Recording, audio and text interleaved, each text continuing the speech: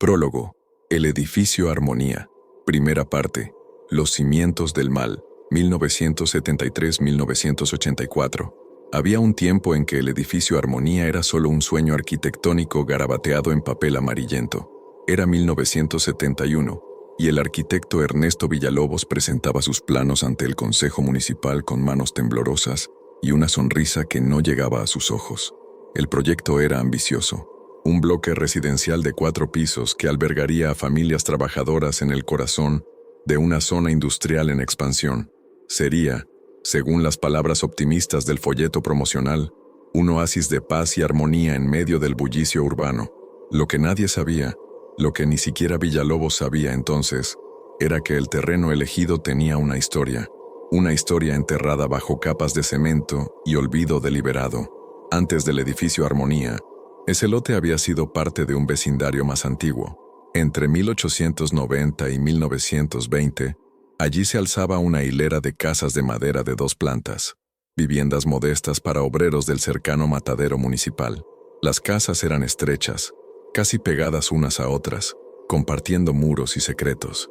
Y en una de esas casas, específicamente en la que ocupaba el espacio donde más tarde se construiría el apartamento 4C, vivió un hombre llamado Teodoro Malén. Los registros sobre Teodoro son escasos. Los archivos municipales lo describen como varón soltero, trabajador del matadero, sin familia conocida. Los vecinos de la época, aquellos cuyos testimonios sobrevivieron en cartas y diarios personales ahora guardados en el archivo histórico de la ciudad, hablaban de él con una mezcla de lástima y desconfianza. Era un hombre alto y extremadamente delgado, de movimientos lentos y deliberados, que caminaba siempre encorvado como si cargara un peso invisible sobre los hombros. Sus ojos, según una carta de 1912, escrita por una tal señora Clemencia Ruiz, eran oscuros y hundidos, como pozos sin fondo donde no se reflejaba ninguna luz. Teodoro trabajaba en la sección de sacrificio del matadero. Su labor consistía en degollar cerdos. Lo hacía con una eficiencia mecánica que sus supervisores alababan, pero que sus compañeros encontraban perturbadora.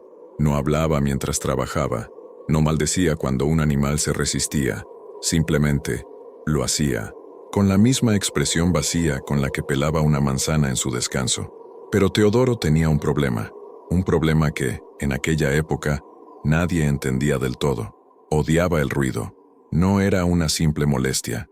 No era irritación, era un odio visceral, físico, que le provocaba convulsiones de rabia.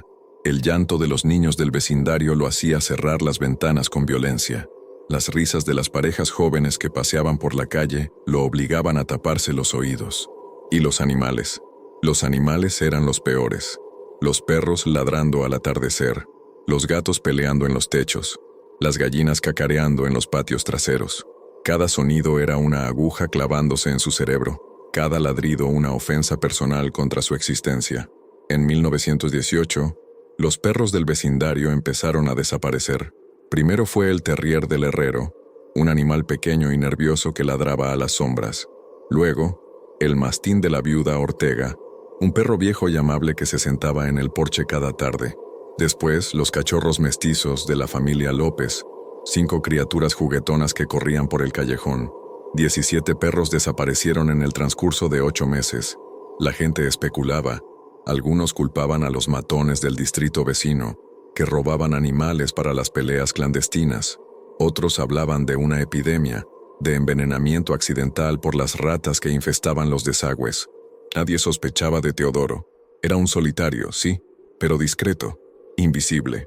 Entonces, en marzo de 1919, un niño llamado Julián Méndez, de solo 7 años, vio algo que no debería haber visto. Julián estaba jugando tarde en el callejón, persiguiendo un aro de madera con un palo. El sol se estaba poniendo, y su madre lo llamaba desde la ventana, pero el niño quería dar una última vuelta. Corrió junto a la casa de Teodoro Malén, y fue entonces cuando escuchó el gemido. No era un gemido humano, era agudo, desesperado, el gemido de un animal en agonía. Julián, con la curiosidad cruel de los niños, se acercó a la ventana del sótano de Teodoro. Estaba entreabierta, y desde el interior emanaba un olor terrible, como a carne podrida y excrementos. El niño se asomó. Lo que vio lo marcó por el resto de su vida. El testimonio de Julián, dado décadas después a un periodista que investigaba la historia del barrio, es escalofriante.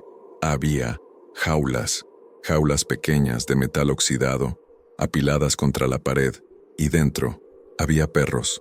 Algunos estaban muertos con los ojos vidriosos, otros estaban vivos pero no se movían, solo temblaban, y él, ese hombre alto y delgado, estaba de espaldas a mí, inclinado sobre algo. Escuché un sonido húmedo, un crujido, y entonces se giró, y en sus manos tenía.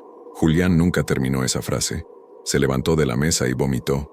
Lo que sí le contó al periodista fue lo que pasó después. Teodoro lo vio. Sus ojos negros y vacíos se clavaron en el niño a través de la ventana del sótano, y Teodoro sonrió. Una sonrisa amplia, antinatural, que mostraba dientes manchados de rojo. Julián corrió más rápido de lo que había corrido en su vida, gritando por su madre. La señora Méndez, alarmada por la histeria de su hijo, llamó a la policía. Cuando los agentes llegaron a la casa de Teodoro Malén, encontraron la puerta abierta. El interior estaba vacío. Teodoro había huido, pero lo que encontraron en el sótano confirmó las peores sospechas del niño. Había 17 jaulas. Algunas contenían cadáveres de perros en diversos estados de descomposición. Otras estaban vacías, pero manchadas de sangre seca. Las paredes del sótano estaban cubiertas de arañazos profundos, marcas dejadas por garras desesperadas, y en el suelo, cuidadosamente dispuestos, había huesos pequeños y blancos, limpiados meticulosamente, apilados en montones ordenados como si fueran tesoros.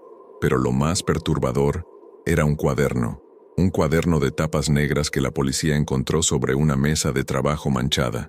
Dentro, con una caligrafía obsesivamente ordenada, Teodoro había registrado cada captura, fecha, raza del perro, ubicación, y luego, descripciones meticulosas de lo que había hecho. No eran notas de un cazador, no eran registros científicos, eran confesiones de un amante. Teodoro escribía sobre el silencio que lograba, sobre cómo cada animal, al principio, hacía ruido, tanto ruido que me duele la cabeza, que me perfora el cráneo, pero luego, después de sus trabajos, el ruido cesaba, y en ese silencio, Teodoro encontraba paz, encontraba éxtasis. El silencio es la única verdad, escribía en la última página. Todo lo demás es contaminación, ruido sucio que debe ser limpiado. Debo limpiar más, debo expandir el silencio. Pronto no habrá más ladridos, no habrá más risas, no habrá más llanto, solo la paz perfecta del vacío. La policía lanzó una búsqueda masiva. Teodoro Malén fue declarado prófugo. Su descripción fue distribuida en todos los distritos, pero nunca lo encontraron. Las teorías abundaban. Algunos decían que se había ahogado en el río, incapaz de soportar la culpa. Otros creían que había huido al campo, donde podía vivir aislado del ruido de la civilización.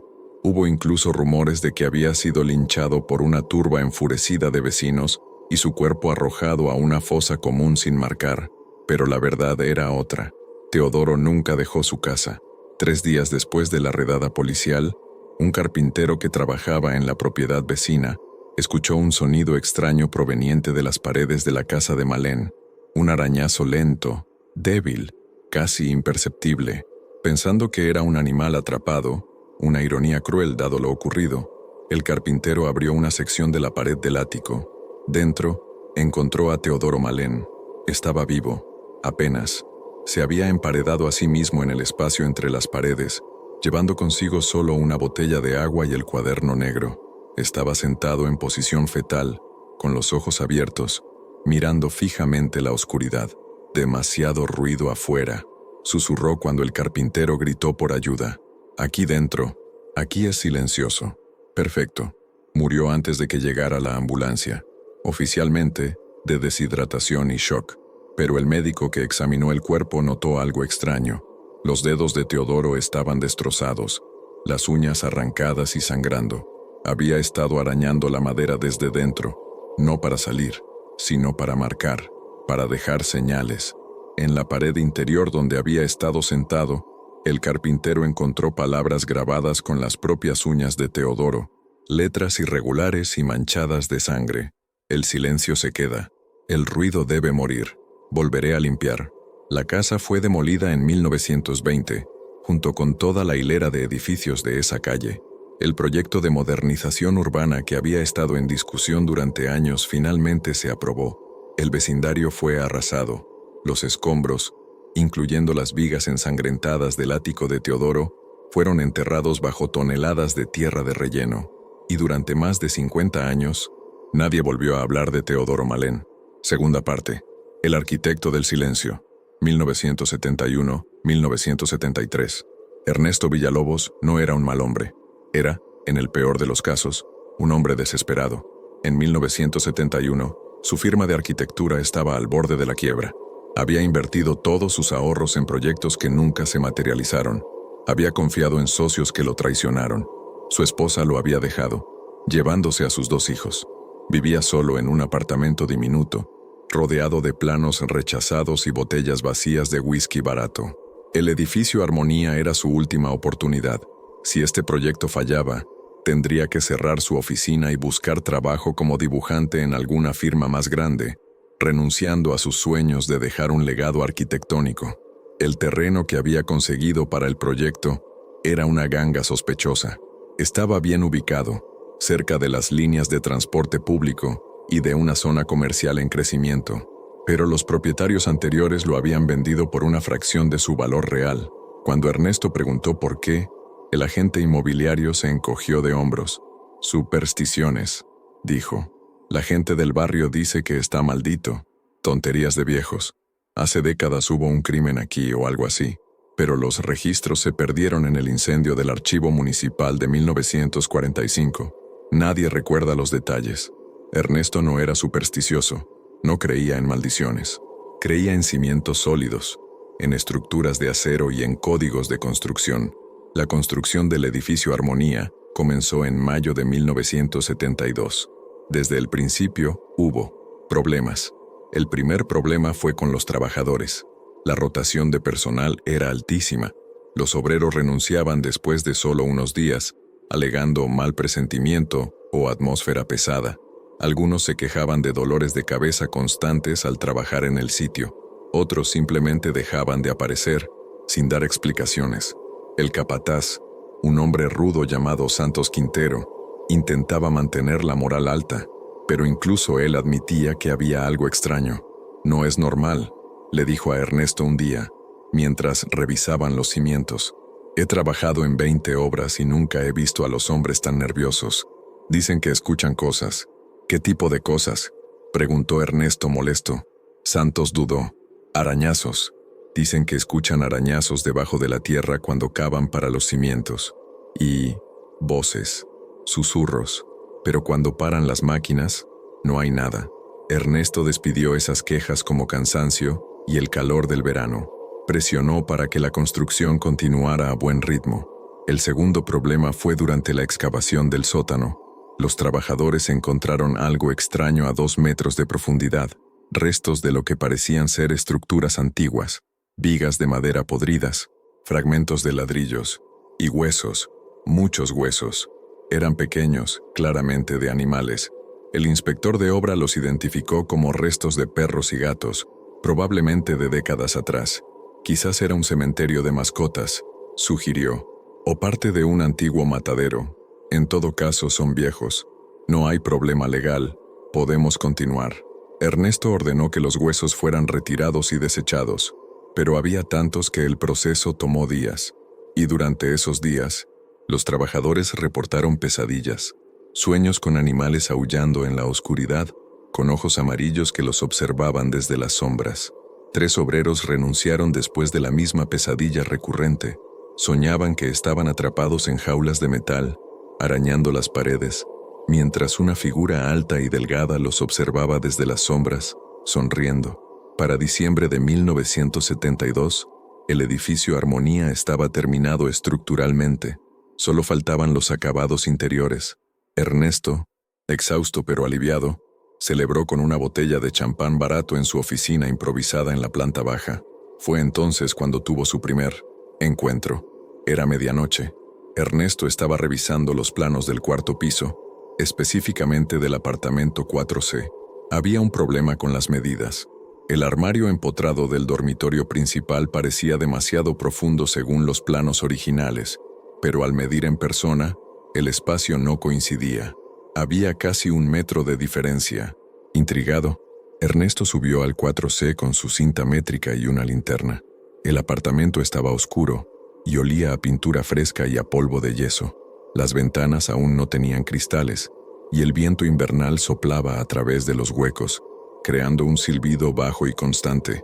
Entró en el dormitorio principal. El armario empotrado estaba abierto, esperando las puertas que se instalarían la semana siguiente. Ernesto midió la profundidad.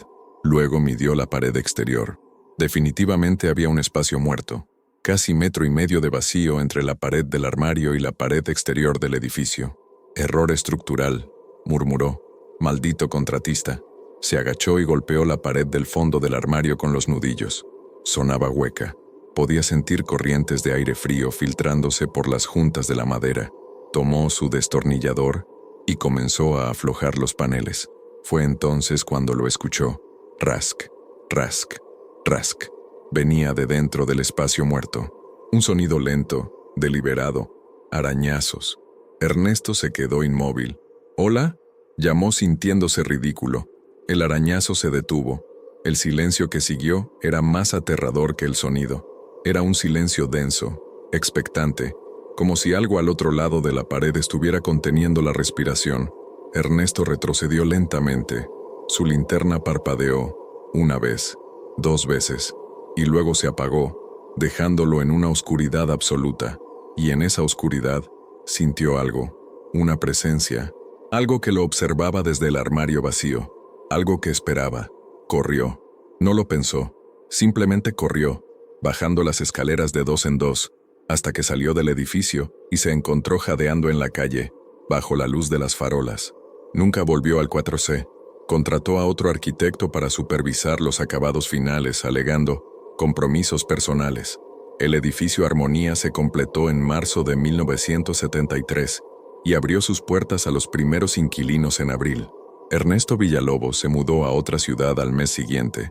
Nunca habló públicamente sobre lo que sintió esa noche en el 4C, pero en su diario personal, encontrado tras su muerte en 1998, había una entrada fechada el 22 de diciembre de 1972. Hoy entendí algo terrible. Los edificios no son solo ladrillo y mortero, son contenedores. Y a veces, sin querer, construimos jaulas para cosas que deberían permanecer enterradas. He liberado algo. O quizás, he creado el lugar perfecto para que algo regrese. Que Dios perdone a quien sea que viva en el 4C. Tercera parte. Los primeros inquilinos. 1973-1984. El apartamento 4C tuvo su primer inquilino en mayo de 1973. Era una pareja joven, recién casados llamados Miguel y Alicia Torres. Tenían un perro, un collie alegre de nombre Bruno. Duraron 3 semanas. Alicia fue la primera en notar que algo andaba mal. Bruno, normalmente un perro juguetón y amigable, se negaba a entrar al dormitorio principal. Se plantaba en el umbral, con el pelo erizado, gruñendo a la habitación vacía. Por la noche, se sentaba frente al armario empotrado y aullaba, un sonido lastimero que mantenía despiertos a los vecinos. Miguel intentó todo. Revisó el armario en busca de ratones. Llamó a un exterminador. Incluso movió su cama a la sala de estar, pensando que el perro se calmaría si no estaban en esa habitación. Pero Bruno solo empeoraba.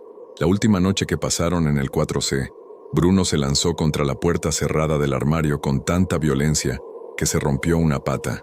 El perro estaba frenético, aullando y arañando, dejando marcas profundas en la madera. Cuando Miguel abrió el armario para ver qué había alterado tanto a Bruno, el perro se desmayó. Literalmente, se desplomó en el suelo, inconsciente, con espuma saliendo de su boca. El veterinario no pudo encontrar nada malo físicamente. Shock nervioso, diagnosticó. ¿Ha estado expuesto a algún trauma reciente? Miguel y Alicia se mudaron esa misma semana. Cuando el administrador del edificio les preguntó por qué rompían el contrato, Alicia solo dijo, «Ese lugar odia a Bruno». Y creo que Bruno le salvó la vida a mi esposo. Nunca elaboró esa afirmación. El segundo inquilino fue un hombre soltero llamado Rafael Osorio. Era vendedor de seguros, hombre práctico y escéptico. Cuando el administrador le ofreció el 4C con un descuento, debido a la súbita partida de los Torres, Rafael aceptó sin pensarlo. «No tengo mascotas», dijo sonriendo, «así que no tendré ese problema». Rafael duró 2 meses. Durante las primeras semanas, todo parecía normal. El apartamento era espacioso, luminoso durante el día. Rafael instaló su oficina en casa en el dormitorio principal, colocando su escritorio junto a la ventana, lejos del armario empotrado. Pero lentamente, comenzó a notar cosas. El olor, ese olor extraño que venía del armario. A veces era apenas perceptible, como a naftalina vieja. Otras veces era más fuerte, casi dulzón, como carne echada a perder. Rafael limpió el armario a fondo, pero el olor persistía. Luego estaban los sonidos. Esos malditos arañazos a las 3 de la madrugada. Rafael, como cualquier persona racional, asumió que eran ratas en las paredes. Llamó al administrador, quien envió a un exterminador. El hombre revisó el apartamento de arriba abajo. «No hay signos de roedores», informó. «Ni excrementos, ni marcas de dientes, ni nidos. Sea lo que sea que oyes, no son ratas». Los arañazos continuaron. Rafael comenzó a beber para poder dormir. Vodka barato que compraba en la licorería de la esquina. Pero incluso borracho, los arañazos lo despertaban. Y cada noche, el sonido parecía más fuerte, más insistente. Una noche, harto, Rafael decidió confrontar el problema. Tomó un martillo y abrió la pared trasera del armario. Detrás del panel falso, encontró el espacio muerto que Ernesto Villalobos había descubierto años atrás. Estaba vacío, pero las paredes interiores estaban cubiertas de arañazos, marcas profundas, como las que dejarían garras desesperadas. Y en una de las vigas de madera, alguien había grabado palabras con un objeto afilado: «Demasiado ruido dentro de mí». Rafael selló el armario esa misma noche y se mudó al sofá de la sala. Pero los arañazos no pararon. Ahora venían de todas las paredes del apartamento, del techo, del suelo. La última noche de Rafael en el 4C despertó con una sensación de peso en el pecho, parálisis del sueño, pensó, pero cuando abrió los ojos, vio una sombra de pie junto a su sofá, una sombra alta, delgada, sin rostro, que lo observaba. Rafael no pudo gritar, no pudo moverse, solo pudo observar con horror cómo la sombra extendía lo que parecía ser un brazo y tocaba su frente. El tacto era frío, tan frío que quemaba.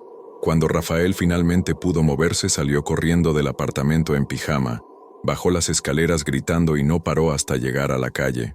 Pasó la noche en la estación de policía, alegando un intruso. Cuando la policía revisó el 4C, no encontraron evidencia de entrada forzada. Rafael nunca volvió a buscar sus pertenencias. Le dijo al administrador que se las quedara, que quemara todo si quería. «Solo manténme alejado de ese lugar», suplicó. El tercer inquilino fue una mujer llamada Elena Ibarra. Era maestra de escuela primaria, una mujer dulce y supersticiosa que creía en fantasmas y en la energía negativa. Cuando se mudó al 4C en septiembre de 1973, lo primero que hizo fue limpiar el apartamento espiritualmente. Quemó salvia, colocó cristales en las esquinas, roció agua bendita en los umbrales. «Se siente pesado aquí», le comentó a la señora Matilde, la vecina del 3B, quien había estado observando el desfile de inquilinos con creciente preocupación.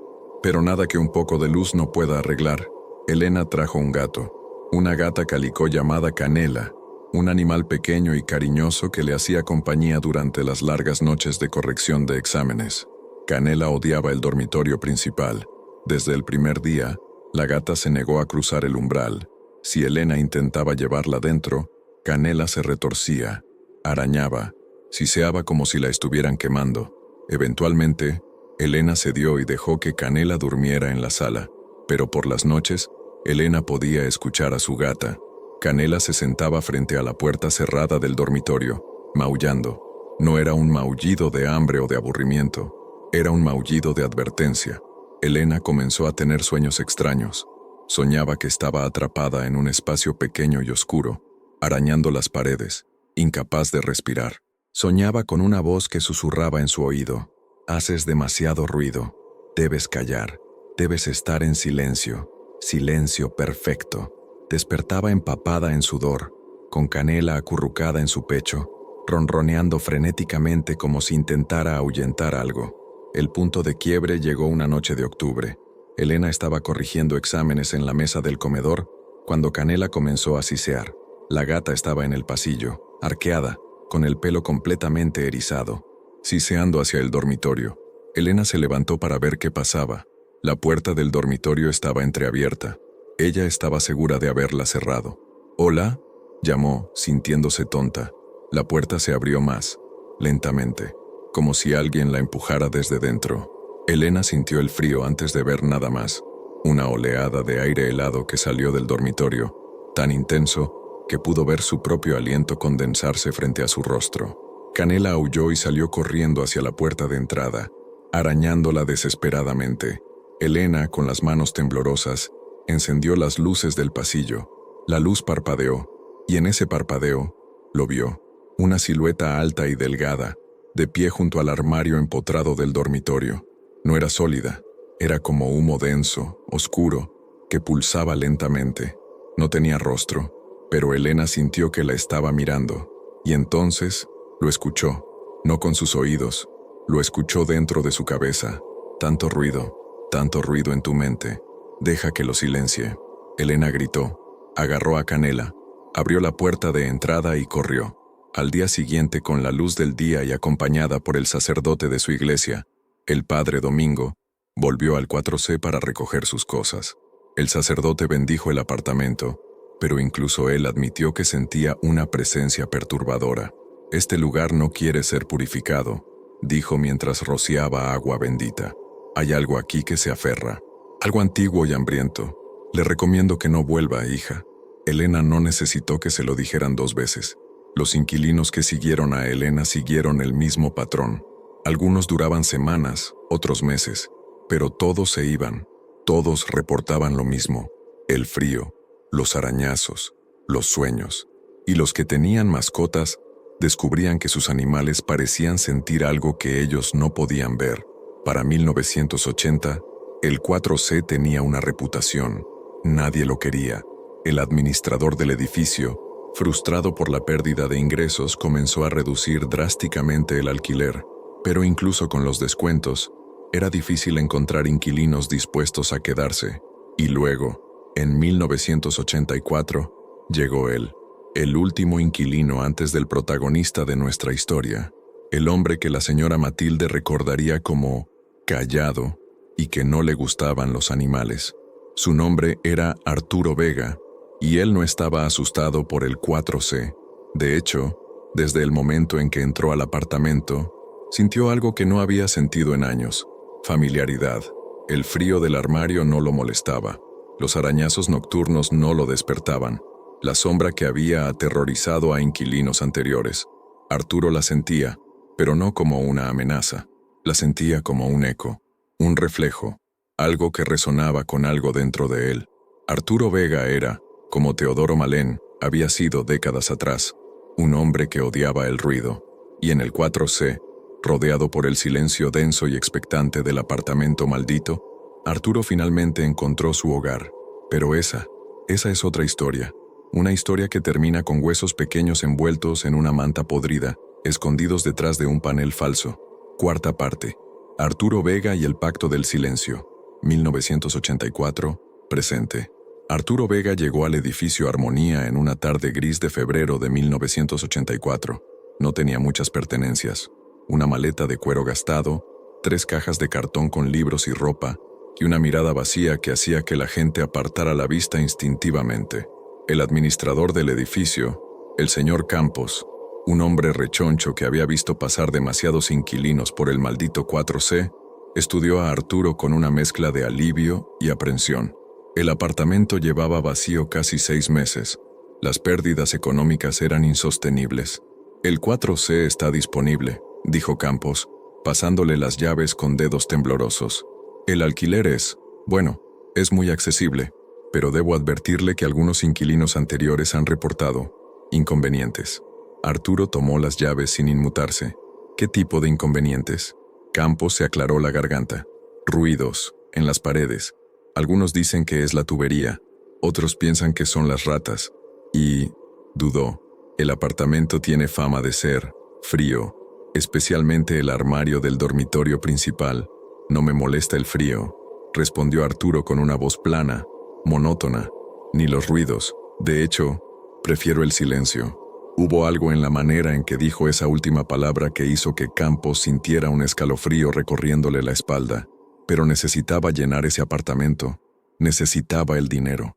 Perfecto entonces, dijo forzando una sonrisa. Bienvenido al edificio Armonía.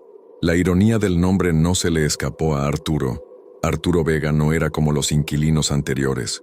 No era un joven soñador como Miguel Torres, ni un hombre práctico como Rafael Osorio, ni una mujer espiritual como Elena Ibarra.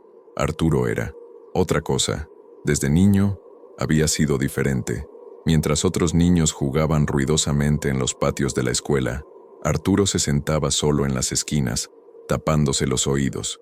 Las risas le dolían, los gritos le provocaban náuseas. Incluso el zumbido de las conversaciones normales le parecía una tortura, como si miles de agujas se le clavaran en el cerebro. Los médicos diagnosticaron una condición, hiperacusia severa, una sensibilidad extrema al sonido. Sus padres intentaron ayudarlo, lo llevaron a especialistas, probaron tratamientos, compraron auriculares con cancelación de ruido, pero nada funcionaba. El mundo era demasiado ruidoso para Arturo Vega. Con los años, la sensibilidad se transformó en algo más oscuro. La molestia se convirtió en odio. El dolor se volvió ira. Para cuando cumplió 25 años, Arturo había desarrollado una filosofía personal. El ruido era una enfermedad, una contaminación, y como toda enfermedad necesitaba ser erradicada. Trabajaba en un matadero. Era un trabajo que nadie más quería, pero que a Arturo le venía perfecto. El matadero era ruidoso, sí, pero era un ruido predecible, mecánico, y sobre todo, era un lugar donde nadie hablaba mucho, donde todos estaban demasiado ocupados con sus tareas sangrientas como para hacer conversación. Arturo trabajaba en la sección de despiece. Su eficiencia era legendaria. Nunca se quejaba, nunca socializaba. Simplemente hacía su trabajo. Con una precisión casi artística, separaba carne de hueso, tendón de músculo. Sus colegas lo encontraban inquietante, pero nadie podía negar que era el mejor en lo que hacía. Tiene manos de cirujano, decía el supervisor. Es una lástima que sea tan raro. Lo que el supervisor no sabía era que Arturo practicaba en casa. Había empezado con ratones. Los atrapaba en las alcantarillas cerca de su antiguo apartamento. Al principio, solo los observaba. Estudiaba cómo se movían, cómo chillaban cuando tenían miedo. Y entonces, metódicamente, sistemáticamente, les enseñaba el silencio. No era crueldad, se decía a sí mismo. Era un experimento, una forma de arte. Estaba transformando el ruido en quietud, el caos en orden. Pronto, los ratones dejaron de ser suficientes. Cuando Arturo entró por primera vez al 4C, sintió algo que no había experimentado en años. Reconocimiento. El apartamento lo reconocía a él, y él lo reconocía a este. Caminó lentamente por las habitaciones vacías, sintiendo el peso del silencio.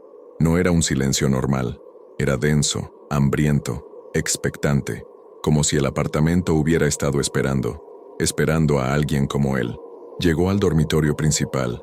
El armario empotrado estaba cerrado. Arturo puso la mano sobre la madera y sintió el frío emanando desde dentro. Un frío que no venía de la falta de calefacción, sino de algo más profundo, más antiguo. Abrió la puerta del armario. El olor le golpeó de inmediato. Naftalina y algo metálico, dulce. Pero a Arturo no le molestó. Le resultaba familiar, como el olor del matadero, pero más puro, más honesto. Se arrodilló y examinó el fondo del armario. Sus dedos encontraron las juntas del panel falso. Estaba suelto como si alguien lo hubiera abierto recientemente y no lo hubiera sellado bien. Hizo palanca con los dedos y el panel cedió. Detrás, el espacio muerto.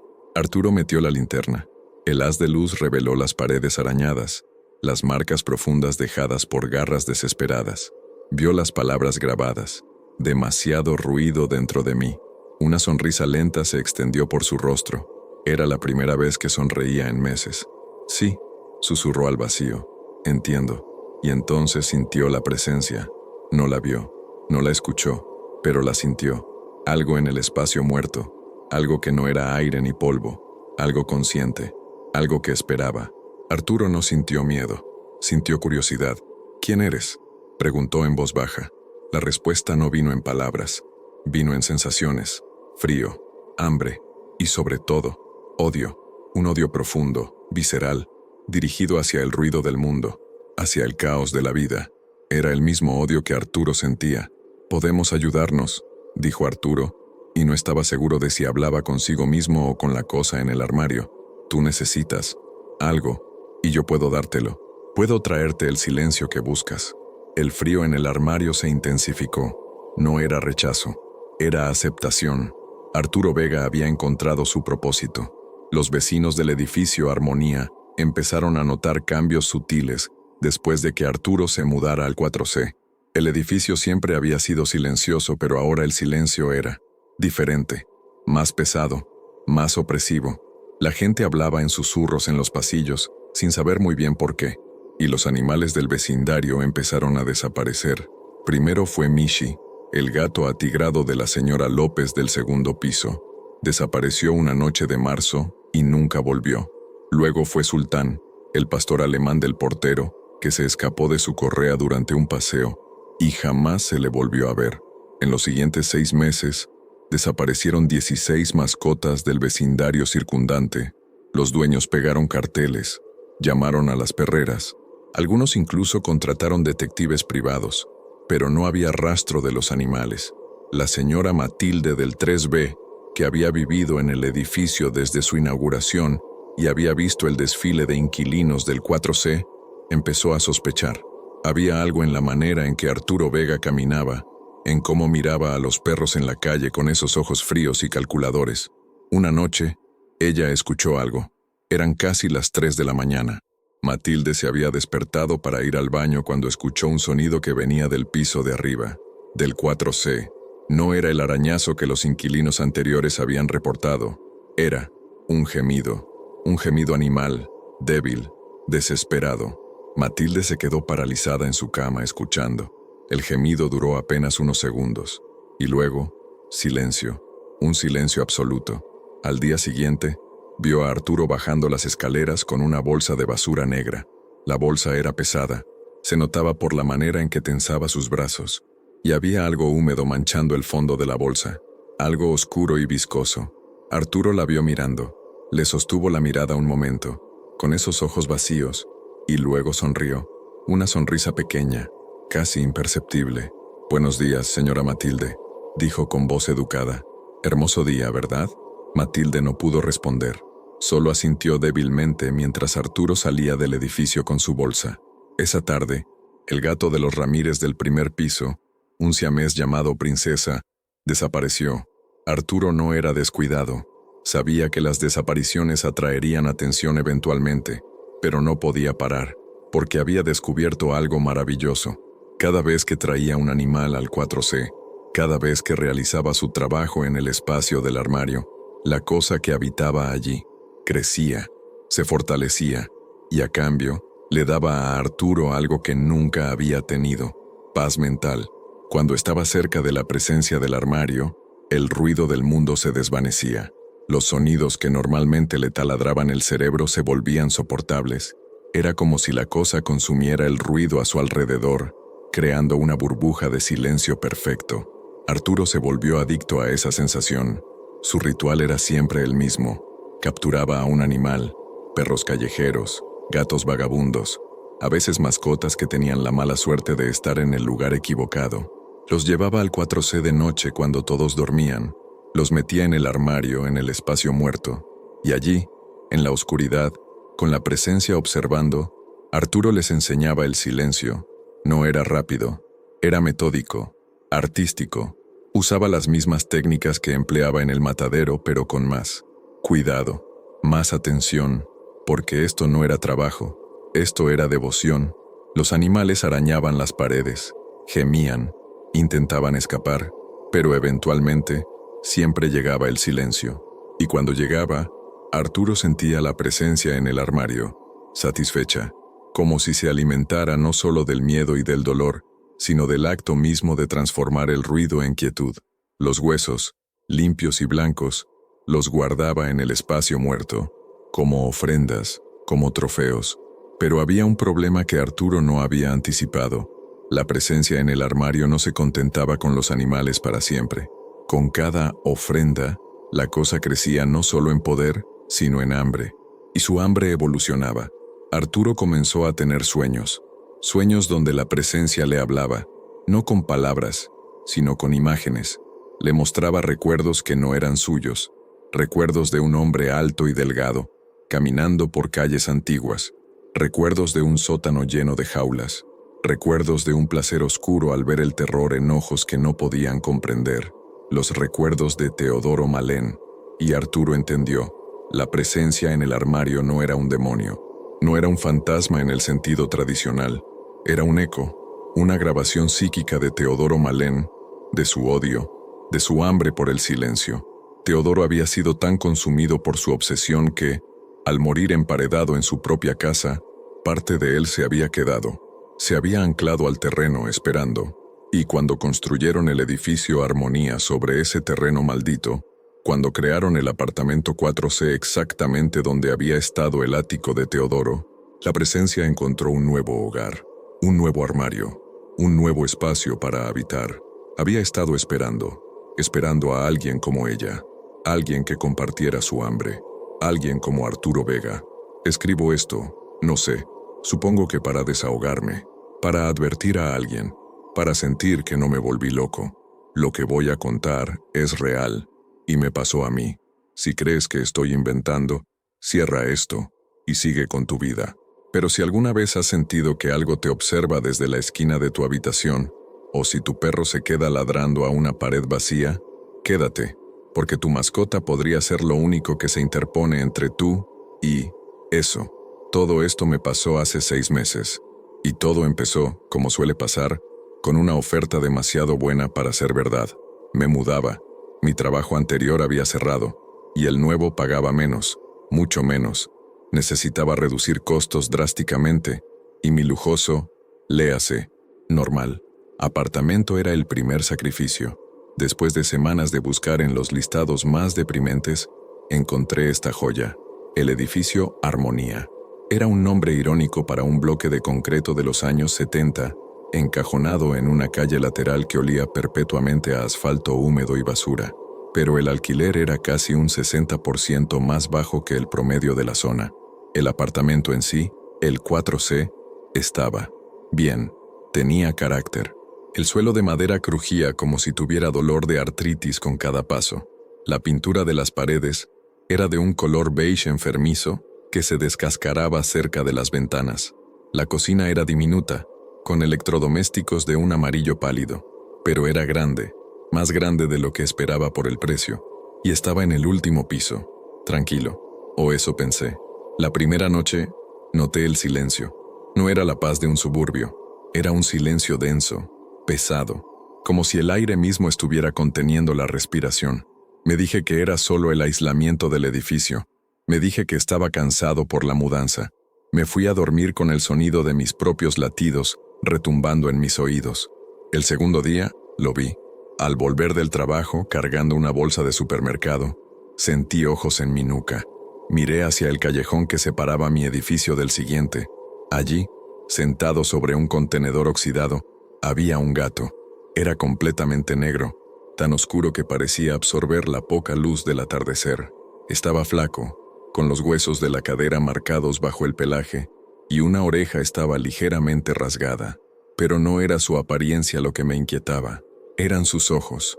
Eran de un verde amarillento, casi fluorescentes, y me miraban fijamente, sin parpadear. No maulló, no se movió, solo observaba. Sentí un escalofrío. «Hola, gato», dije, sintiéndome estúpido. Él solo inclinó la cabeza, como si me estuviera juzgando. Dejé un trozo del jamón que había comprado cerca del contenedor y me metí en el edificio. sintiendo su mirada en mi espalda hasta que la puerta se cerró. Esto se convirtió en una rutina. Cada día, él estaba allí, el vigilante del callejón, y cada día yo le dejaba algo de comida. No nos acercábamos. Era un acuerdo tácito. Yo pagaba mi peaje y él me permitía pasar. Una noche, un mes después de mudarme, se desató el diluvio. No era lluvia normal, era una de esas tormentas bíblicas que hacen vibrar los cristales.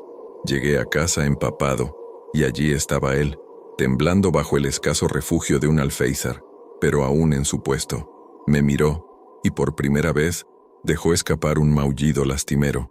No soy una persona de gatos, nunca lo he sido, pero el sonido, mezclado con el estruendo del trueno, me rompió algo por dentro. Abrí la puerta del edificio. «Vamos», le dije, «solo por esta noche». Dudó un segundo, luego se deslizó por mis piernas como un fantasma de terciopelo negro y subió las escaleras delante de mí, como si supiera exactamente a dónde iba. Una vez dentro del 4C, el gato cambió. Esperaba que se escondiera debajo del sofá. En lugar de eso, caminó por el centro de la sala de estar con la cola erguida. Se sacudió el agua y luego comenzó a inspeccionar el lugar, no con la curiosidad de una mascota, sino con la seriedad de un inspector de seguridad. Olfateó los rincones, las patas de las sillas, la base de la lámpara. Parecía satisfecho. Esa noche durmió a los pies de mi cama. Decidí llamarlo Lucio. Lucio se adueñó del lugar, y yo me adueñé de él. Le compré arena, comida de verdad. Era un gato extrañamente silencioso, excepto por un ronroneo que sonaba como un motor diésel. Pero había un lugar en el apartamento que él se negaba a aceptar. En mi habitación había un armario empotrado. Era profundo, oscuro, y olía a naftalina y a algo más. Algo vagamente metálico y dulce, como carne vieja. Era el único lugar donde guardaba las maletas vacías. Lucio nunca se acercaba a él. Se detenía exactamente a 1 metro de la puerta cerrada. Su pelaje se erizaba desde el cuello hasta la cola y emitía un sonido que nunca le había oído. Un gruñido bajo, gutural, que vibraba en su pecho. Al principio, lo ignoré. «Es solo un armario, amigo», le decía, pero el armario se sentía frío. Incluso en los días cálidos, si pasabas la mano cerca de la madera, la temperatura bajaba varios grados. Era un punto frío, un pozo de silencio en el ya silencioso apartamento. Luego, empezaron los sonidos. Eran débiles al principio. Arañazos. Venían de dentro de la pared del armario. Rask, rask, rask. Genial, pensé. Ratas. Hacía sentido. Un edificio viejo, un armario que da a un muro estructural. Debía haber un nido, pero los sonidos eran extraños. No eran frenéticos, como los de un roedor. Eran lentos, metódicos. Rask, pausa, rask. Y siempre ocurrían alrededor de las 3 de la madrugada. Lucio, por supuesto, lo sabía. Se sentaba frente al armario, a su metro de distancia de seguridad, y miraba fijamente la puerta. Sus ojos verdes eran rendijas en la oscuridad. No intentaba cazar. No parecía curioso. Parecía estar esperando. Estaba en guardia. Una tarde de sábado, harto del ruido y de la factura que imaginaba me pasaría el exterminador, decidí tomar el asunto en mis propias manos. Fui a la cocina, cogí una linterna y un destornillador grande para hacer palanca en la base del armario, pensando que podría encontrar un agujero. «Muy bien, Lucio. Vamos a ver qué encuentran tus amigos roedores», dije, tratando de sonar valiente. Me arrodillé frente al armario. El olor a naftalina y a eso era más fuerte que nunca. Coloqué el destornillador en la junta del zócalo. En ese instante, Lucio se movió. Fue un borrón negro. Saltó desde su puesto de guardia y aterrizó en mi antebrazo. No fue un arañazo juguetón, fue un ataque. Hundió sus garras y dientes en mi mano. Grité de dolor y sorpresa, soltando el destornillador, que golpeó el suelo con un ruido sordo. Me aparté sangrando. «Lucio, ¿qué diablos te pasa?» Él no retrocedió. Se quedó plantado entre el armario y yo, con el lomo arqueado, siseando.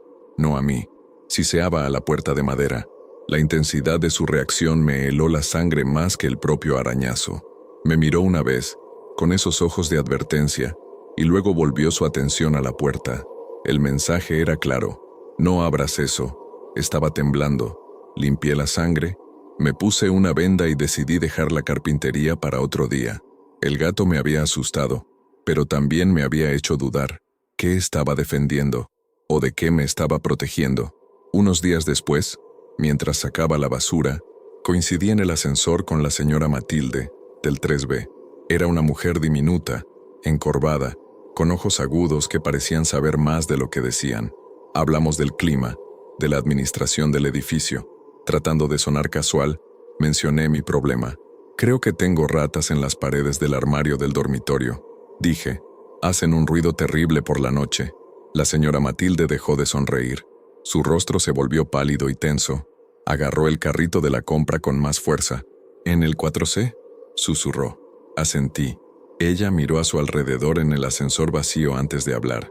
El inquilino anterior, el que estaba antes que usted, era un hombre, callado. No le gustaban los animales. Hizo una pausa y tragó saliva.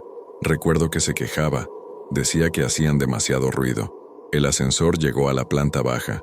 «Cuídese, joven», dijo, y salió apresuradamente, dejándome solo con una nueva capa de inquietud. ¿A qué ruido se refería? ¿Al de las ratas? Esa noche supe que no eran ratas. Desperté de golpe. Eran las 3:17 am. La habitación estaba bañada en esa luz gris y muerta que precede al amanecer, pero no podía moverme. Mis brazos y piernas eran de plomo.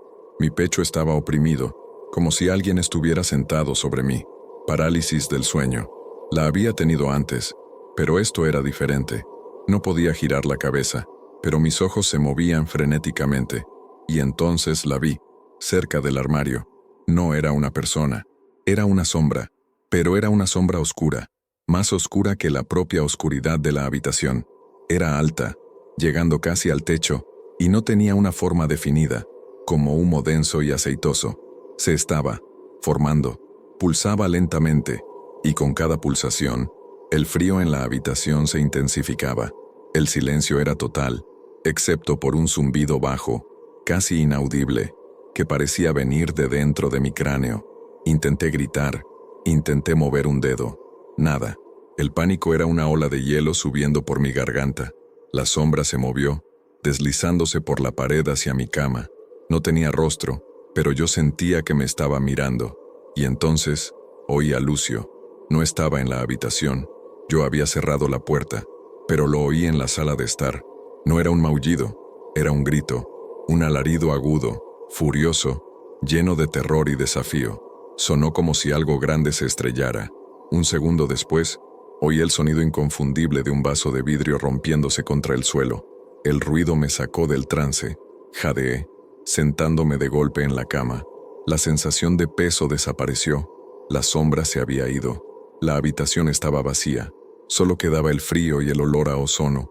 Salté de la cama, abrí la puerta. La luz del pasillo estaba encendida. Lucio estaba allí, temblando de pies a cabeza, con el pelaje erizado. Había tirado una lámpara de la mesa auxiliar. Los restos de un vaso de agua estaban esparcidos por el suelo. Estaba mirando fijamente la puerta de mi habitación, protegiéndola. Cuando me vio, corrió hacia mí y se frotó contra mis piernas con una urgencia desesperada. Esa noche, no dormí más. Me senté en el sofá con Lucio en mi regazo, temblando ambos, mientras veíamos el amanecer. Ya no había dudas. El gato no estaba loco. Yo no estaba loco. Algo estaba en ese armario, y Lucio, mi pequeño guardián negro, me había salvado de ello. Al día siguiente tomé una decisión. Ya no tenía miedo. Estaba furioso. Fuera lo que fuera, estaba en mi casa, y había lastimado a mi gato. Lucio tenía un pequeño corte en la pata por el cristal. «Muy bien, Lucio», le dije, y esta vez mi voz era firme. «Vamos a ver qué diablos hay ahí dentro». Él pareció entenderme. Caminó conmigo hasta el armario. Esta vez no me atacó. Se quedó a mi lado, gruñendo suavemente hacia la puerta. Abrí la puerta del armario. El olor era abrumador, metálico, pútrido. Encendí la linterna y empecé a examinar el fondo. La pared trasera no parecía sólida. Había un panel que no encajaba del todo bien. Usé el destornillador para hacer palanca. La madera estaba húmeda y se deshizo fácilmente. Detrás del panel falso había un pequeño hueco, un espacio muerto entre las paredes. Y dentro de ese hueco había algo. Al principio, No entendí lo que veía. Había un bulto envuelto en lo que parecía una manta vieja y podrida. Apunté la linterna. Vi un trozo de cuero. Era un collar de perro, rojo, con pequeñas tachuelas plateadas, y junto a él, huesos, pequeños, delicados. El horror me golpeó como un puñetazo en el estómago. La señora Matilde tenía razón. El inquilino anterior odiaba a los animales. Odiaba el ruido, los arañazos que oía. No eran ratas, eran el eco, el recuerdo de un animal. Un pobre perro que este monstruo había emparedado vivo. Lucio dejó de gruñir. Se acercó con cautela, olfateó el agujero y luego me miró, soltando un maullido suave y triste. Sentí una oleada de náuseas y una rabia fría. Saqué con cuidado los restos. Eran de un perro pequeño, tal vez un terrier. Lo envolví todo en una sábana vieja. Esa noche, llevé la caja al parque cercano y la enterré bajo un gran roble. No soy religioso, pero dije unas palabras. Pedí disculpas en nombre de la humanidad. Cuando volví al apartamento el aire era diferente. Era ligero. El punto frío del armario había desaparecido. El olor se había ido. Esa noche, por primera vez desde que había llegado, Lucio durmió, pero no a los pies de mi cama. Se acurrucó en la alfombra justo delante del armario ahora vacío. Ronroneaba. Pensé que todo había terminado. Pensé que habíamos liberado al pobre espíritu del perro. Pensé que la sombra había sido su manifestación de dolor. Qué ingenuo fui. Pasó una semana maravillosa y normal. Dormía profundamente. El apartamento se sentía como un hogar. Empecé a pensar que la parálisis del sueño había sido solo eso, una pesadilla causada por el estrés y los sonidos del pobre animal. Empecé a relajarme, y entonces, Lucio empezó a actuar de forma extraña otra vez. Ya no le importaba el armario. Ahora, su enemigo era la puerta de entrada. Se sentaba en el felpudo durante horas, mirando fijamente la puerta. Su cola se agitaba como un látigo. Si alguien pasaba por el pasillo, siseaba. Si el cartero deslizaba una carta por la ranura, saltaba hacia atrás como si le hubieran disparado. Empezó a gruñirle a la mirilla. Al principio me pareció gracioso. «Estás paranoico, amigo», le decía. «Ya no hay monstruos». Pero su ansiedad era contagiosa. Empecé a sentirme observado de nuevo, pero no desde dentro, desde fuera. Una noche de martes yo estaba agotado. Había tenido un día terrible en el trabajo. Solo quería cenar y desconectar, pero Lucio no me dejaba en paz. Caminaba de la puerta a mí, maullando, y luego volvía a la puerta y gruñía. «Lucio, ya basta. No hay nadie ahí. Son los vecinos», le dije, mi paciencia agotándose. Su insistencia se volvió frenética. Arañaba la parte inferior de la puerta, siseando al pasillo. Cometí el peor error de mi vida. «¡Suficiente!», le grité. Lo agarré, lo llevé a mi habitación y cerré la puerta. Él empezó a arañar la puerta desde dentro, maullando desesperadamente. «¿Dormirás ahí esta noche? Necesito paz». Subí el volumen de la televisión y traté de ignorarlo. Eventualmente, los arañazos cesaron. Me sentí culpable, pero el silencio era un alivio. Me quedé dormido en el sofá. Me despertó un sonido. Miré el reloj del microondas. 3:33 a.m. La televisión se había apagado sola. El apartamento estaba en un silencio absoluto, tan silencioso que podía oír la sangre latiendo en mis oídos. Y entonces, el sonido otra vez. Boom, boom, boom. Eran golpes. En la puerta de entrada. No eran nudillos. No era un vecino pidiendo azúcar. Era un sonido pesado, sordo, como si alguien estuviera golpeando la puerta con un puño cerrado y sin fuerza, pero con un peso increíble. Boom, boom, boom. Me quedé helado. Mi corazón se detuvo. Lucio, en el dormitorio, empezó a gritar, no a maullar, a gritar un sonido agudo de puro pánico, mientras se lanzaba contra la puerta del cuarto. Boom, boom, boom. Los golpes pararon. El silencio que siguió fue peor. Era un silencio expectante. Podía sentir algo al otro lado de la puerta, algo que esperaba. Mi mente corría. ¿Un ladrón? ¿Un vecino borracho? Pero eran las 3:33 de la mañana. Lucio seguía enloquecido en el dormitorio, arañando la madera como si su vida dependiera de ello. Lentamente, me deslicé del sofá. Mi cuerpo se movía por pura adrenalina. Tenía que saber, tenía que ver. Avancé de puntillas por el pequeño pasillo hacia la puerta. Cada crujido del suelo era una explosión. Llegué a la puerta. Mi mano temblaba tanto que apenas podía levantarla. Me pegué a la madera. No oía respiración. No oía nada. Contra todo buen juicio, contra cada película de terror que había visto, puse el ojo en la mirilla. No vi nada. Solo el pasillo vacío. La luz fluorescente parpadeaba, bañando el papel tapiz descolorido con un brillo verdoso. No había nadie, ni una sombra. Respiré aliviado. Dios, qué estupidez. Era el edificio, eran los canos, era mi imaginación. Me di la vuelta, con una risa nerviosa a punto de salir de mi garganta, y entonces oí los golpes de nuevo. Boom, boom, boom. Pero no venían de la puerta de entrada, venían de la puerta de mi dormitorio, donde yo había encerrado a Lucio. El terror que sentí en ese momento no tiene palabras. Era un frío líquido que me paralizó los huesos. La cosa no estaba afuera, no estaba intentando entrar, estaba conmigo. Me giré hacia la puerta del dormitorio. Los gritos de Lucio se habían detenido. Solo se oían esos 3 golpes, lentos, pacientes, desde dentro de mi habitación. El pánico rompió mi parálisis. ¡Lucio! Corrí hacia la puerta y giré el pomo. Estaba atascado. Forcejé. Los golpes pararon. ¡Lucio! Giré la cerradura con tanta fuerza que casi me rompo la muñeca. La puerta se abrió de golpe. Un borrón negro salió disparado de la habitación, tan rápido que apenas lo vi. Lucio corrió por el pasillo. Se estrelló contra la puerta de entrada y se acurrucó allí, temblando violentamente. Miré dentro del dormitorio. Estaba oscuro. La luz del pasillo apenas iluminaba la cama. «¿Lucio?», dije estúpidamente, y entonces lo vi. De pie, junto a la ventana, estaba la sombra, la misma sombra de mi parálisis del sueño. Alta, aceitosa, sin forma, pero ahora era más clara. Podía ver, vagamente, la silueta de un hombre dentro de ella, un hombre alto y delgado, y entendí. El clic en mi cerebro fue ensordecedor. El perro, el pobre perro emparedado. Él no era el fantasma, él no era la amenaza, él era el aviso. Lucio no había estado protegiéndome del perro. El perro había estado arañando las paredes, tratando de advertirme. Hacían demasiado ruido. Había dicho la señora Matilde, el inquilino anterior, el hombre que odiaba a los animales. La sombra no era un demonio antiguo, era él. Era el odio que había dejado atrás, una mancha tan oscura que se había quedado pegada a las paredes. La sombra giró la cabeza. No tenía rostro, pero sentí su sonrisa. No grité, no pensé, corrí. Agarré a Lucio del suelo. El gato se aferró a mi hombro, sus garras hundiéndose en mi camiseta. No cogí mi cartera, no cogí mi teléfono, no cogí mis llaves.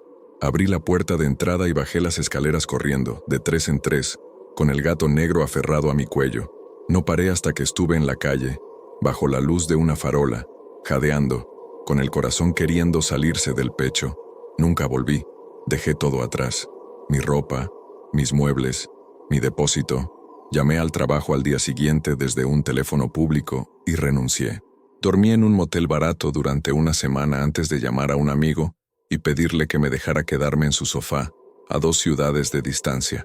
Me tomó meses dejar de temblar. Ahora tengo un trabajo nuevo, un apartamento nuevo. Es pequeño, es luminoso y está en el primer piso, justo al lado de la calle. Lucio está aquí conmigo. Duerme en mi almohada. Su ronroneo es el único sonido que me permite dormir. No sé qué era esa cosa en el 4C. No sé si era un fantasma o algo peor que el inquilino había invitado a entrar. Pero sé una cosa. Sé que esa cosa me quería. Y sé que Lucio se interpuso. La gente dice que los gatos negros dan mala suerte. La gente es estúpida. Estoy vivo gracias a un gato negro flaco y con una oreja rasgada. Ellos ven cosas que nosotros no podemos. Sienten el frío que nosotros ignoramos. Escuchan los arañazos en las paredes que racionalizamos. Así que, si estás leyendo esto, hazme un favor.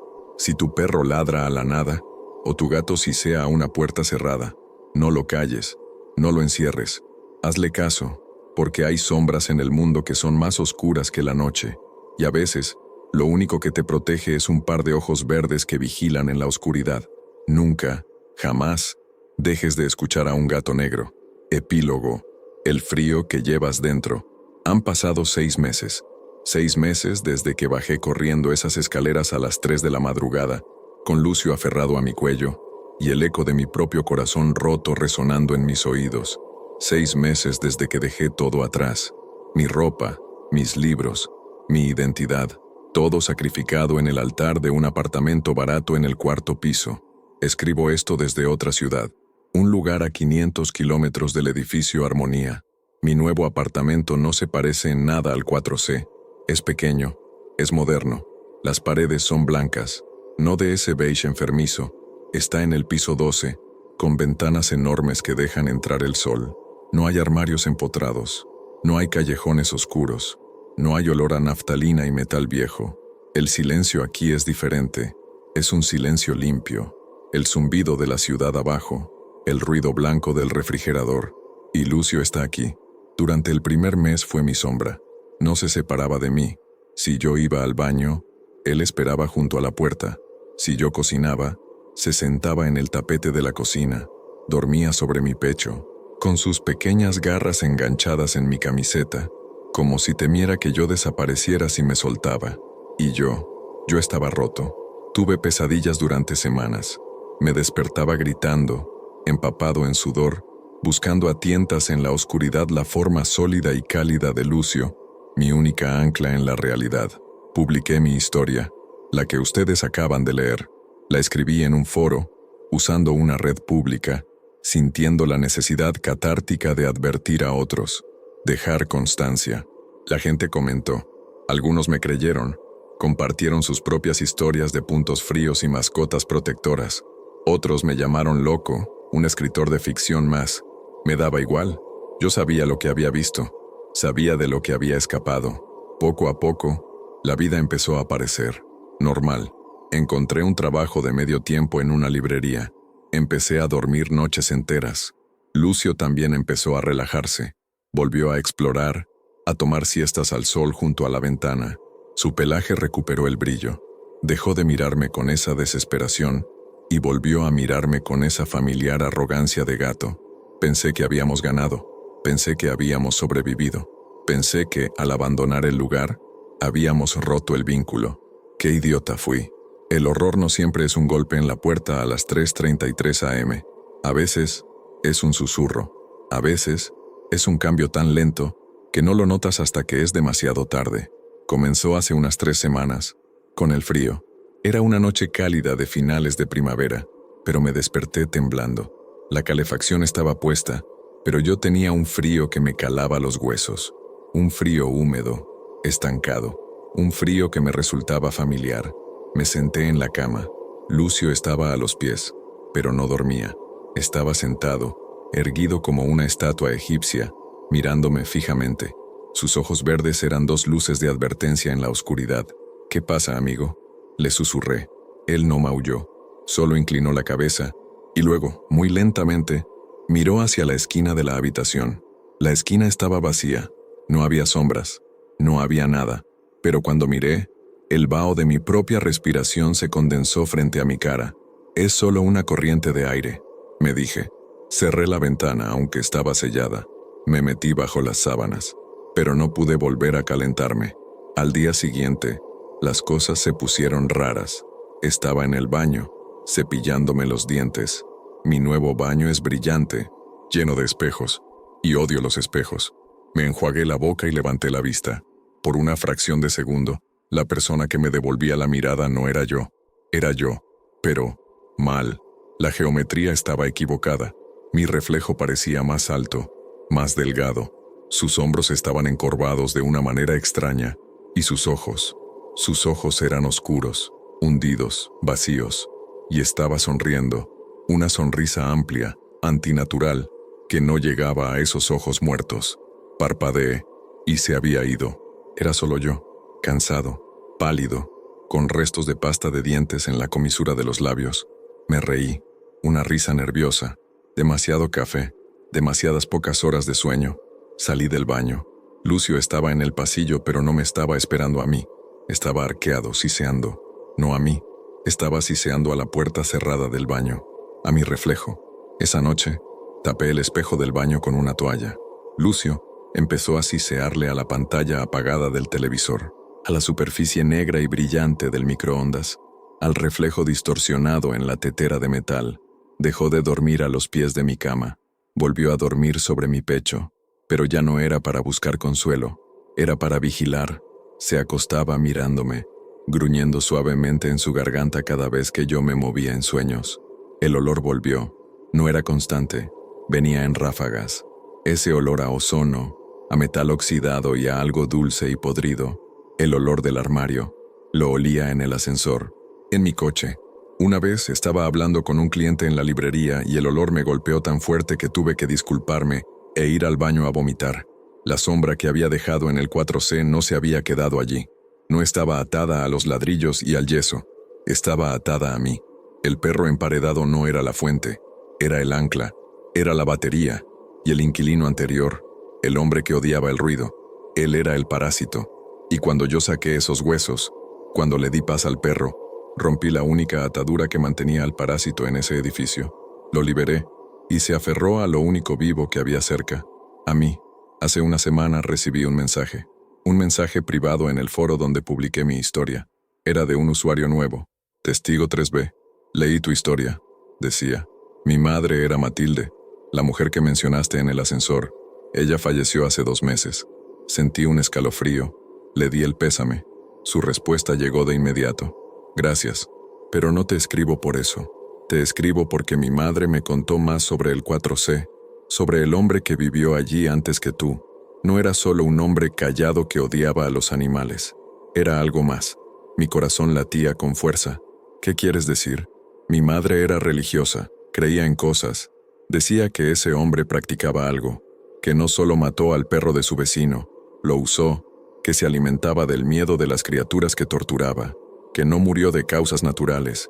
Se convirtió en algo. Mi madre decía que se había convertido en la sombra del edificio, que estaba atrapado allí, anclado por el mal que había hecho en ese armario.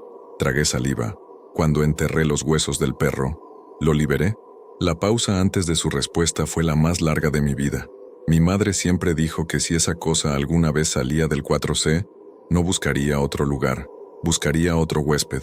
Dijo que el perro era su comida, pero que lo que realmente ansiaba era una conciencia, un cuerpo, para poder volver a odiar las cosas, para volver a hacer ruido. Cerré la computadora. Estaba temblando. ¿Qué ruido? Escribí, con los dedos entumecidos. El ruido de la vida, el ruido de los animales, el ruido de la gente. Él odiaba todo lo que no fuera él mismo. Y ahora, no terminó la frase. No necesitaba hacerlo. El asedio final comenzó anoche. Hubo una tormenta eléctrica. Las luces de mi moderno apartamento empezaron a parpadear. Lucio estaba en un estado de pánico que nunca le había visto, ni siquiera en el 4C. Corría de una habitación a otra, aullando, un sonido lastimero que me partía el alma. Traté de calmarlo. Estamos bien, Lucio. Estamos en el piso 12. Nada puede subir aquí. Mientras decía esas palabras, oí un golpe. Boom, boom, boom. No en la puerta, en la ventana, en mi ventana del piso 12. Me quedé paralizado. Lucio dejó de aullar. Se quedó en silencio mirándome. El terror en sus ojos era absoluto. Boom, boom, boom. Era el mismo golpe. Lento, pesado, muerto. El golpe de la puerta del 4C. No mires, me susurré a mí mismo. No hay nada. Es el viento. Es un trueno. Pero no era un trueno. Era rítmico. Y estaba justo al otro lado del cristal. Lucio se lanzó contra la ventana, siseando y escupiendo, golpeando el cristal con sus patas delanteras, tratando de atacar lo que fuera que estuviera allí. Y entonces las luces se apagaron. No fue un apagón normal. No hubo parpadeo. Simplemente se fueron. La televisión, el refrigerador, las luces de la calle, todo. Oscuridad total, absoluta. Un silencio tan profundo que podía oír la sangre corriendo por mis oídos. Y el frío. Entró como una marea. Un frío de tumba que me robó el aliento. El olor a ozono y a sangre vieja llenó la habitación. Encendí la linterna de mi teléfono. La luz temblaba en mi mano. ¿Lucio? Llamé. El rayo de luz barrió la habitación. Estaba vacía. Los muebles. Todo estaba cubierto por una fina capa de escarcha. En pleno mayo. ¿Lucio? Lo encontré en el rincón más alejado de la ventana. Estaba acurrucado, temblando tan violentamente que parecía tener convulsiones. Estaba empapado, aunque la ventana estaba cerrada, y ya no siseaba. Estaba llorando. Un gemido agudo, el sonido de la derrota absoluta. «Vámonos», dije, mi voz temblando. «Nos vamos de aquí». Agarré mi abrigo. Agarré a Lucio. El gato estaba flácido en mis brazos, exhausto. Me dirigí a la puerta. Estaba cerrada. Obviamente. Puse mi mano en el pomo. No podía girarlo. Estaba cubierto de una gruesa capa de hielo. Me aparté respirando con dificultad. El rayo de mi linterna iluminó la puerta, y vi por qué no podía abrirla. No era hielo. Eran dedos, largos, delgados, como sombras solidificadas. Se estaban agarrando al marco de la puerta desde el exterior, manos negras y aceitosas que se superponían, sellando la puerta. La sombra del 4C, el inquilino, estaba fuera y nos había encerrado dentro. Me di la vuelta, apoyándome contra la pared, deslizándome hasta el suelo. Abracé a Lucio contra mi pecho. Él estaba helado. La linterna de mi teléfono parpadeó y se apagó. Oscuridad, silencio, y luego, un susurro. No vino del pasillo, no vino de la ventana, vino de dentro de mi propia cabeza. No eran palabras, eran sentimientos. Una oleada de frío, de odio y de una profunda, paciente, hambre. Al fin, resonó el pensamiento en mi cráneo. Tanto ruido, tanta lucha, ya casi no te queda batería, pequeño gato. Sentí a Lucio tensarse en mis brazos. Reunió las últimas fuerzas que le quedaban. Levantó la cabeza y soltó un último siseo desafiante en la oscuridad, en mi cara. Pero no me estaba siseando a mí. Estaba siseando a lo que estaba detrás de mí. Sentí un peso en mi espalda. Un peso que no estaba allí un segundo antes.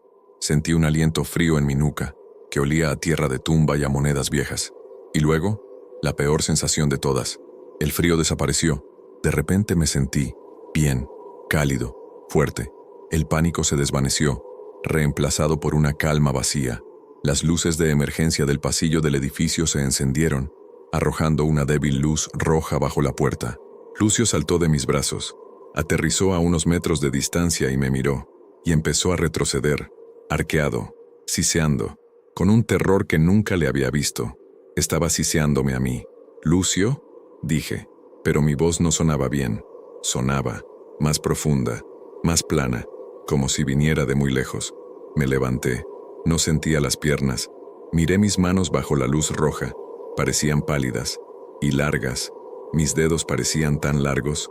Caminé hacia el espejo del pasillo, el que no había tapado. Vi mi rostro, pero mis ojos estaban hundidos. Eran pozos negros y vacíos, y estaba sonriendo. Lucio aulló y corrió a esconderse debajo del sofá, donde sigue ahora mismo. Estoy escribiendo esto en mi teléfono. La puerta ya no está congelada. Podría irme, pero ¿a dónde? Creo que la cosa del 4C finalmente encontró un nuevo apartamento, un lugar cálido, un lugar con un corazón que late. El problema es que yo soy el inquilino, y también soy el armario. Hace frío aquí dentro, y odio el sonido de este gato llorando. Es un ruido tan molesto. Tengo que hacer que pare.